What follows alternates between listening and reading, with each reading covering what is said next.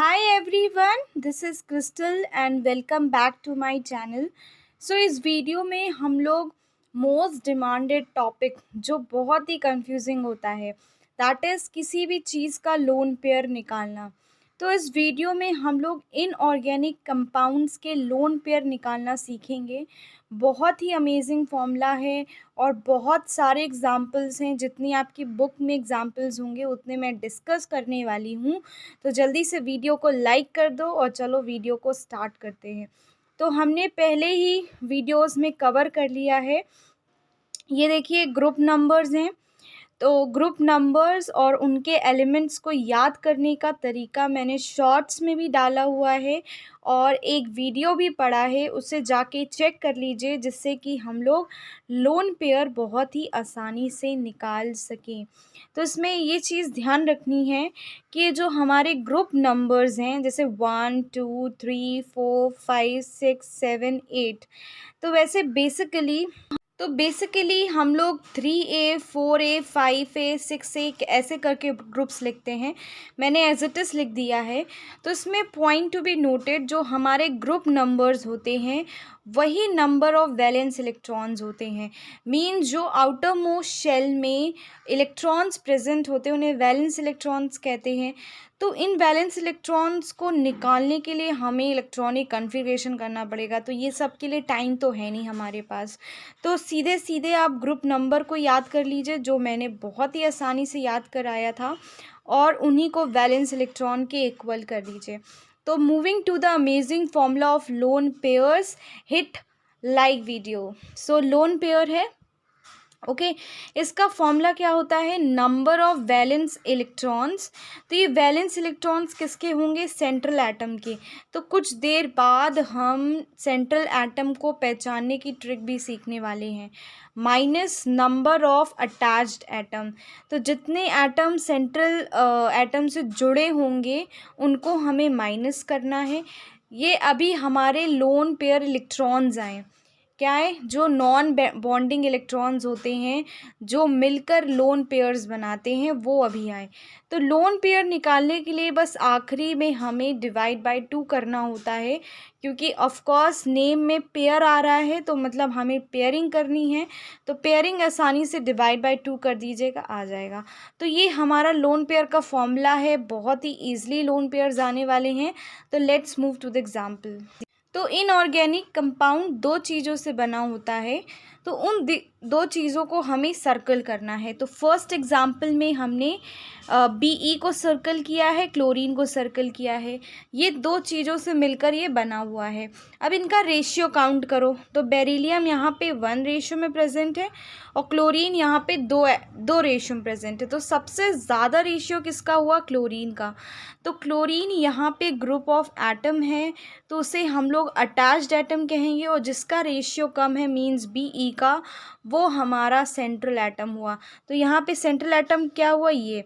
तो हमें number of atoms count करने हैं।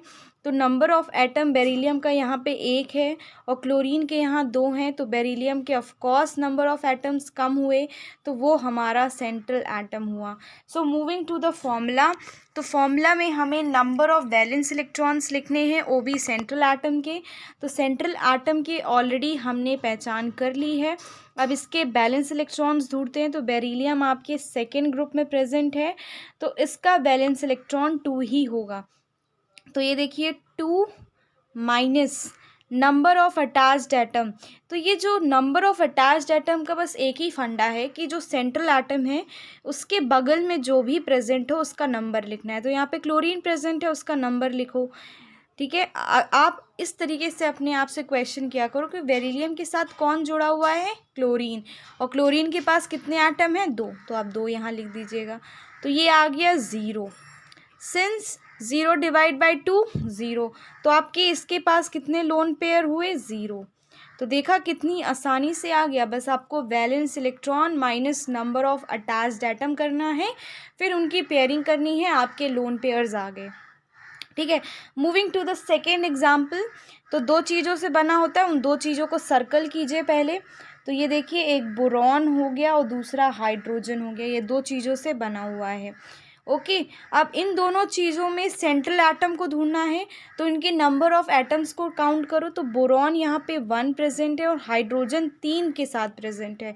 तो किसकी मेजॉरिटी हुई? जैसे लोकसभा में मेजॉरिटी होती है, उसी तरीके से यहाँ पे किसकी बहुमत हुई? बोरॉन की, हाइड्रोजन की। तो यहाँ पे सेंट्रल एटम कौन सा हुआ? बोरॉन। ठीक है, तो जिसकी कम बहुमत होगी वो आपकी सेंट्रल एटम होगी। ऑफ कोर्स वो पार्टी नहीं बना पाएगा, सीधी बात है।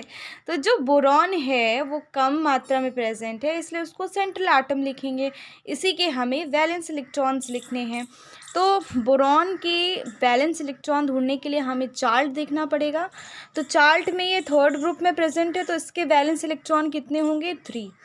तो 3 minus number of attached atom, central atom के बगल में जो प्रेजेंट होगा उसका नंबर लिखना है, दैट इज़ हाइड्रोजन प्रेजेंट है तो 3, दैट इज़ 0। तो यहाँ पे भी 0 डिवाइड बाय 0, भैया 0 का फंडा होता है कि कुछ भी मल्टीप्लाई हो, कुछ भी डिवाइड हो, 0 ही आंसर आएगा। ठीक है, इसके लोन पेयर कितने आए? 0। ठीक है, तो आपको बस फिर से प्रिकैप लेते हैं।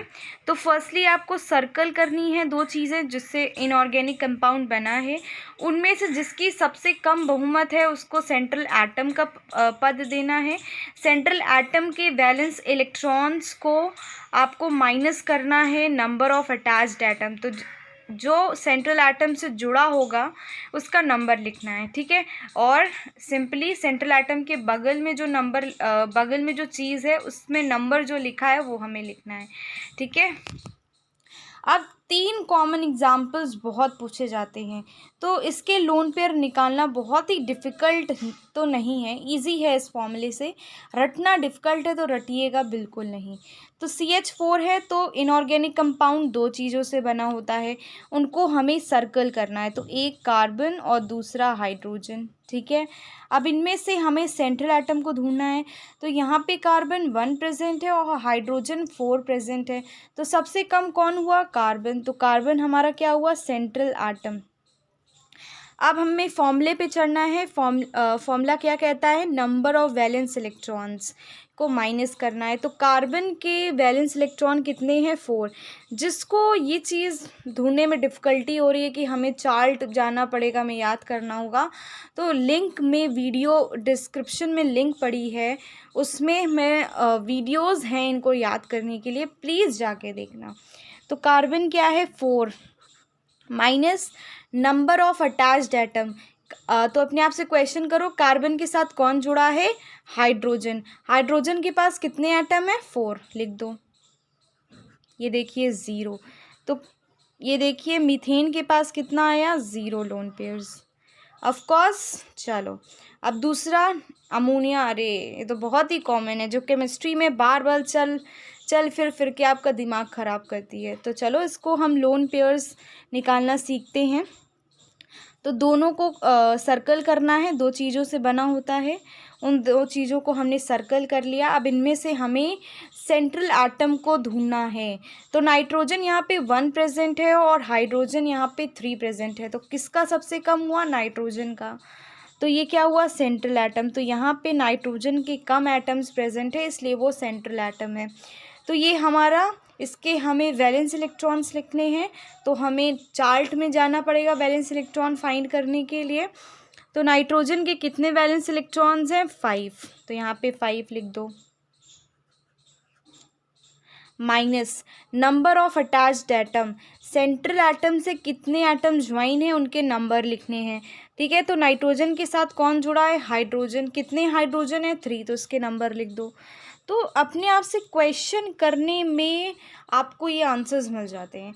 ठीक है, तो अब आपको पेयरिंग करनी पड़ेगी। 0 है, 0 था तो कोई प्रॉब्लम नहीं थी। अब आपको 2 से डिवाइड करना है, तो 2 divide by 2 is equals to 1। तो ये आपके नॉन बॉन्डिंग इलेक्ट्रॉन्स हुए जो आपके लोन पेयर्स बनाएंगे। बस आपको क्या करना है? डिवाइड करना है 2 से, आपके लोन पेयर्स आ गए। अब हम वाटर देखते हैं जो हमारी लाइफ के लिए बहुत ही नेसेसरी है। तो 2 चीज़ों से बना होता है, उन 2 चीज़ों को आपको सर्कल करना है। तो एक हाइड्रोजन, दूसरा ऑक्सीजन। तो हाइड्रोजन यहाँ 2 एटम्स में प्रेजेंट है, ऑक्सीजन एक ही एटम है, तो किसका कम हुआ?